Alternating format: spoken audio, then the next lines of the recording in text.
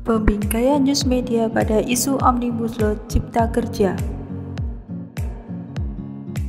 Omnibus Law merupakan suatu konsep pembuatan regulasi yang menghimpun berbagai peraturan yang substansi pengaturannya berbeda-beda, disederhanakan menjadi satu regulasi bersifat lintas sektor yang bernaung dalam satu payung hukum. Omnibus Law Cipta Kerja di Indonesia merupakan gagasan dari Presiden Joko Widodo untuk mengatasi permasalahan rumitnya perizinan serta tumpang tindihnya peraturan menghambat investasi. Naskah akademik Omnibus Law RUU Cipta Kerja terdapat dari 11 klaster, yakni penyederhanaan perizinan, persyaratan investasi, ketenagakerjaan, kemudahan berusaha, pemberdayaan dan perlindungan UMKM, dukungan riset dan inovasi, administrasi pemerintahan, pengenaan sanksi, pengadaan lahan, kemudahan investasi dan proyek pemerintah, serta kawasan ekonomi khusus. Tujuan diciptakan Omnibus Law Cipta Kerja adalah untuk 1. Mengatasi konflik peraturan perundang-undangan secara cepat, efektif, dan efisien. 2. Harmonisasi kebijakan pemerintah tingkat pusat dan daerah guna menunjang iklim investasi. 3. Pengurusan perizinan lebih terpadu, efisien, dan efektif. 4. Memutus rantai birokrasi yang berbelit-belit. 5. Meningkatkan hubungan koordinasi antar instansi yang telah diatur dalam kebijakan Omnibus Regulation yang terpadu. 6.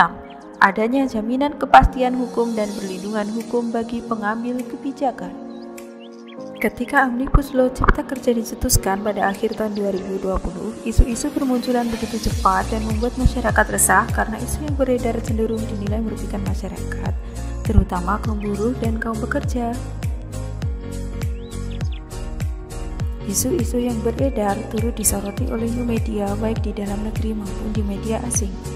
New media sebagai pemuat informasi digital menyuguhkan dengan berbagai gaya agar berita yang disampaikan dapat diterima oleh informan.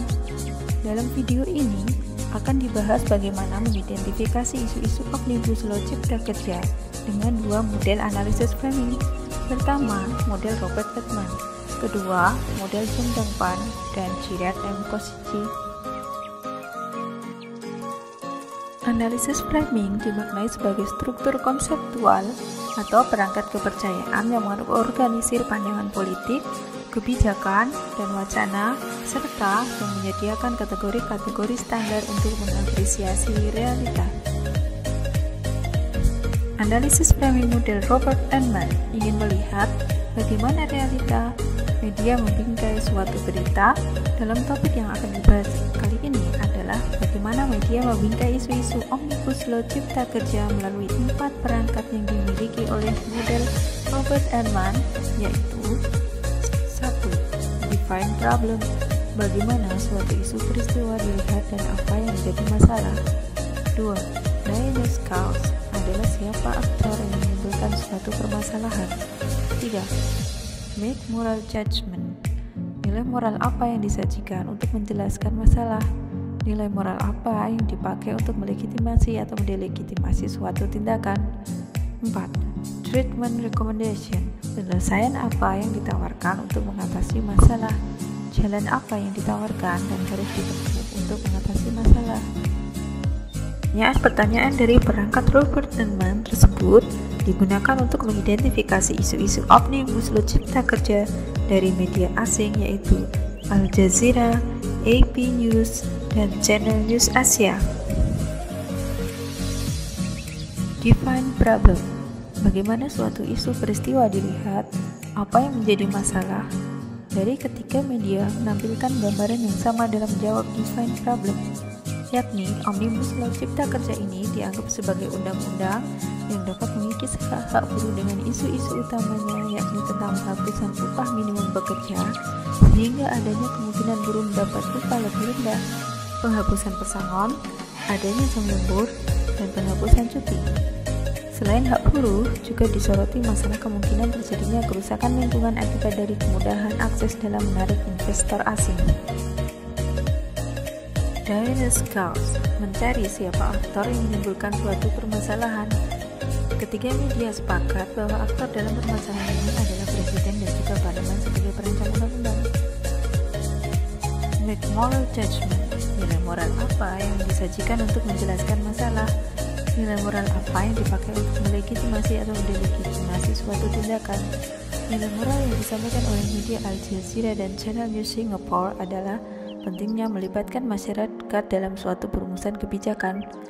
Hal tersebut ditunjukkan dengan adanya pernyataan-pernyataan dalam berita bahwa kurangnya komunikasi antara pemerintah dengan masyarakat.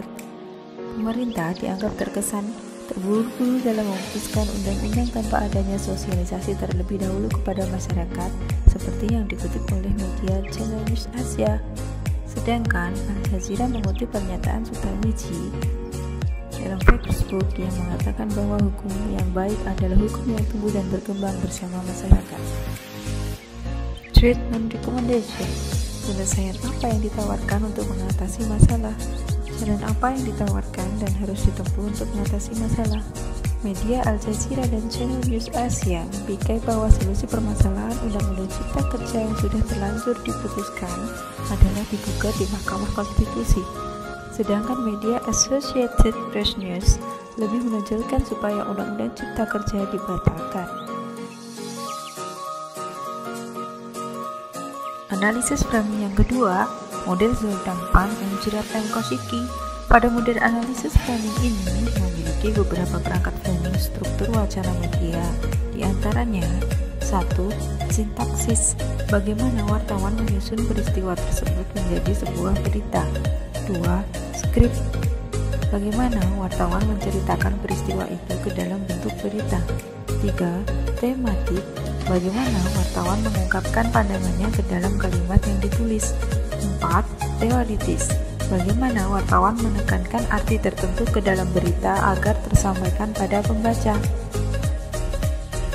Sekarang mari kita lihat perbandingan framing pada tema isu Omnibus Law Cipta Kerja yang muncul di masyarakat pada media tribunnews.com, Kompas TV, dan katadata.com. Dari struktur sintaksis, tribunnews.com membawakan informasi dengan judul 7 isu RUU Omnibus Law Cipta Kerja yang picu buruh lancarkan aksi mogok nasional, cenderung menampilkan dampak dari munculnya isu Omnibus Law. Dikatakan bahwa munculnya isu-isu Omnibus Law memicu timbulnya aksi mogok nasional. Hal ini berarti tribunnews.com cenderung membawakan informasi yang berpihak pada masyarakat. Dari struktur skrip, tribunnews.com menonjolkan unsur what and how dalam penyampaian berita yang berisikan tentang apa saja isu yang muncul dan bagaimana tanggapan ahli terhadap isu tersebut dan bagaimana efeknya terhadap masyarakat. Pada unsur tematik, tribunnews.com membangun tema dengan mengandalkan pertanyaan seorang ahli yang cenderung membela masyarakat jika isu itu benar. Demikian unsur teoritisnya berarti bahwa tribunnews.com memilih pemberitaan yang memihak pada masyarakat dibandingkan pada pemerintah sebagai pencetus. Pada Kompas TV memuat berita dengan judul 10 isu RUU Cipta Kerja yang jadi sorotan pekerja dan buruh. Unsur sintaksisnya adalah judul cenderung lebih umum yang menampilkan adanya isu Omnibus Law yang menjadi sorotan para buruh. Secara tidak langsung, Kompas TV menyoroti bagaimana tanggapan para buruh dengan adanya isu Omnibus Law Cipta Kerja. Dari struktur skrip, Kompas TV menonjolkan what and who yang lebih memberikan ruang lingkup yang luas dalam isiannya, yaitu apa saja isu-isu Omnibus Law yang muncul dan siapa yang menyoroti isu tersebut. Pada unsur tematik, Kompas TV lebih menunjukkan bagaimana para buruh menyoroti hal ini dan menunjukkan bagaimana kesepakatan RUU ini. Unsur teoritis atau kesimpulan pada Kompas TV cenderung membandingkan hasil RUU Cipta Kerja dengan Undang-Undang Ketenagakerjaan yang selama ini sudah ada. Katadata.com memuat berita dengan judul sejumlah potensi masalah dalam Undang-Undang Cipta Kerja yang jadi sorotan buruh, menunjukkan unsur sintaksis dari pesan yang disampaikan bagaimana potensi masalah yang muncul jika rancangan Undang-Undang Cipta Kerja ini disahkan. Pada struktur skrip, Katadata.com lebih menunjukkan pada audiens tentang pro kontra yang akan timbul nantinya. Unsur tematiknya, Katadata.com ingin mengkonstruksikan berita secara positif dengan menunjukkan potensi masalah apa saja yang timbul jika rancangan Undang-Undang Cipta Kerja ini disahkan. Kesimpulan atau unsur teoritisnya adalah Katadata.com cenderung menyajikan hasil yang menunjukkan komentar dari para buruh, Presiden KSPI, dan DPR. Dari analisis framing yang didapat dari ketiga media yang berbeda tersebut, dapat disimpulkan tidak nampak perbedaan yang terlalu signifikan. Ketiganya cenderung menginformasikan hal yang positif tentang apa saja isu Omnibus Law, bagaimana potensi masalah yang muncul ke depannya, dan bagaimana tanggapan-tanggapan yang ada dari berbagai pihak yang dikemas secara berbeda sesuai dengan ciri khas pembingkaian pada masing-masing media. Secara garis besar, analisis framing dari media internasional dan media nasional, setidaknya ada 4 isu-isu penting yang muncul dalam Omnibus Law Undang-Undang Nomor 11 Tahun 2020 tentang Cipta Kerja yang sudah ditetapkan secara resmi oleh Presiden Joko Widodo pada 2 November 2020. 1. Perjanjian kerja waktu tertentu atau kontrak seumur hidup yang tidak ada batas waktu kontrak. Salah satu pasal krusial yang mengundang kontroversial dalam Omnibus Law Cipta Kerja adalah penghapusan pasal 59 dalam Undang-Undang Nomor 13 Tahun 2003 tentang Ketenagakerjaan. Di pasal tersebut, Undang-Undang Ketenagakerjaan melindungi pekerja atau buruh yang bekerja di suatu perusahaan agar bisa diangkat menjadi karyawan tetap setelah bekerja dalam periode maksimal paling lama 2 tahun dan diperpanjang 1 kali untuk 1 tahun ke depan. Perusahaan hanya bisa melakukan kontrak kerja perjanjian PKWT pada selama 3 tahun. Setelah itu, perusahaan diwajibkan untuk mengangkat pekerja atau buruh sebagai karyawan tetap jika ingin memperkerjakannya setelah lewat masa 3 tahun. Konsekuensi dari hilangnya pasal tersebut, yakni perusahaan tidak lagi memiliki batasan waktu untuk melakukan perjanjian kontrak kerja dengan pekerjanya. Perusahaan memberi kerja bisa terus memperbaharui kontrak karyawan tanpa perlu mengangkatnya menjadi karyawan tetap.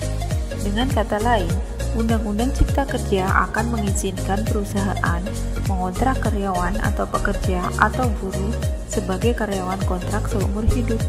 Aturan terbaru di Omnibus Law Cipta Kerja ini berlaku untuk seluruh perusahaan yang beroperasi di Indonesia, baik buruh pabrik, industri manufaktur, maupun pekerja kantoran. 2. Perubahan waktu jam kerja kaum buruh yang dinilai cenderung eksploitatif. Buruh menilai waktu kerja yang tertuang dalam Undang-Undang Cipta Kerja terlalu berlebihan dan cenderung eksploitatif. Durasi pekerjaan paruh waktu menjadi paling lama 8 jam per hari atau 40 jam per minggu. Sementara, untuk buruh di sektor migas, perkebunan, pertambangan, dan sejenisnya, durasi jam kerja bisa melebihi 8 jam per hari. Dalam Undang-Undang Cipta Kerja, batasan maksimal jam lembur dari 3 jam dalam sehari dan 14 jam dalam sepekan menjadi 4 jam dalam sehari dan 18 jam dalam sepekan. Selain akan berakibat pada kesehatan buruh, besaran upah lembur yang diterima juga tidak akan sebanding.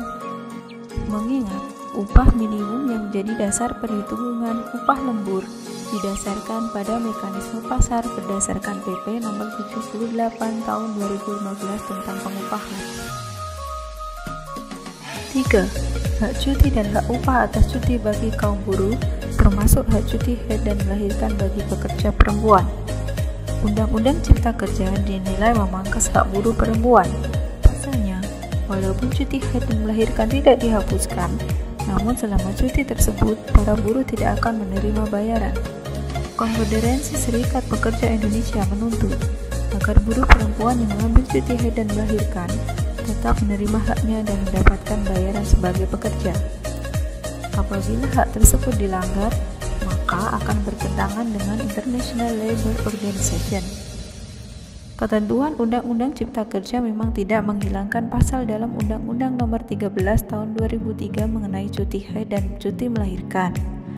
Akan tetapi, substansi tentang upah per jam menghilangkan esensi dari cuti haid dan cuti melahirkan, karena jika pekerja perempuan menjalani cuti tersebut, otomatis tidak dihitung bekerja sehingga tidak mendapatkan upah cuti. 4. Menghapus birokrasi dan membuka ekonomi untuk lebih banyak investasi asing.